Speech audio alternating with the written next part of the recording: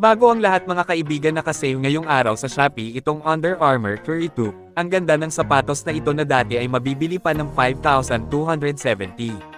Ngayon ay mabibili na lang ng 2,897. Ang laki po ng bawas, kaya ano pa ang hinihintay nyo? Bumili na agad, pindutin lang ang link na nakapin sa comment section. Maraming salamat po. So naglabas na ang ESPN ng power ranking sa Western Conference ngayong season mga kaibigan.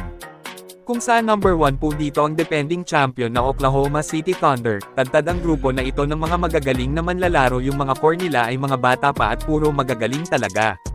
Nasa prime pa sila, kaya paniguradong mag-iingay pa rin ang kupunan ngayong season.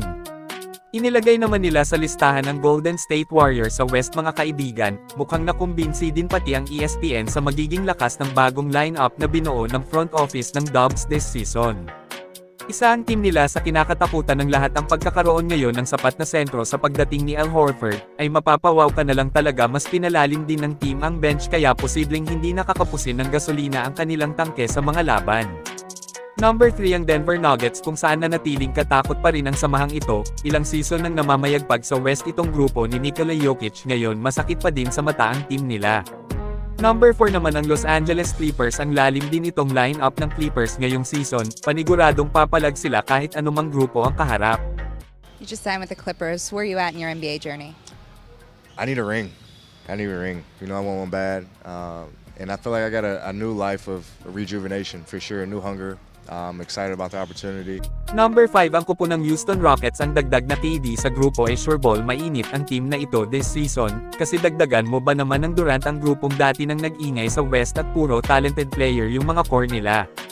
Inilagay naman nilang pang number 6 sa listahan ang Los Angeles Lakers. May mga bagong magagaling at kilalang mga player ng liga ang nadagdag sa team ng Lake Show, kung saan nakakuha na din sila ng veteranong sentro na si DeAndre Ayton. Ay talagang kakaiba rin ang team nila, may Luka at LeBron na magpapaangat sa kupunan.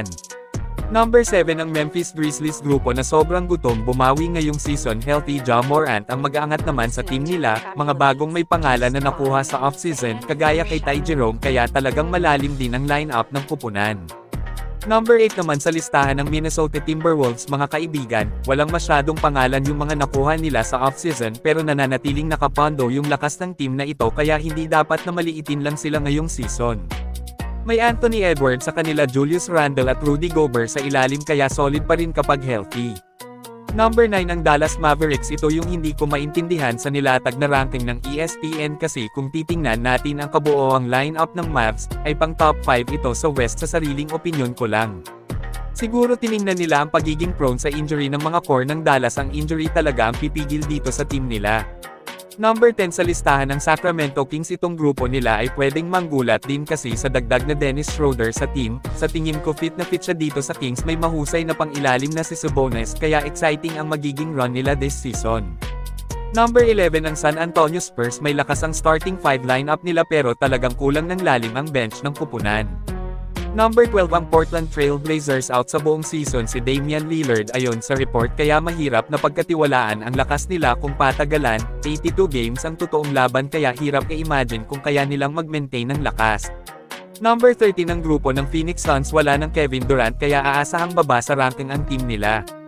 Number 14 ang New Orleans Pelicans, kung saan malaking katanungan pa rin talaga sa kanila kung hanggang kailan ang presence ni Zion Williamson sa team, kasi madalas na nai-injured talaga siya. Number 15 panghuli sa ranking ang Utah Jazz. Rebuilding team ang Jazz, kaya walang masyadong lakas na kakatakutan sila. Kayo mga kaibigan, anong masasabi nyo sa inilatag ng ESPN na power ranking sa Western Conference ngayong season? I-comment lang po yan sa ibaba at akin pong babasahin yan. Maraming salamat po, mag-iingat at God bless sa lahat.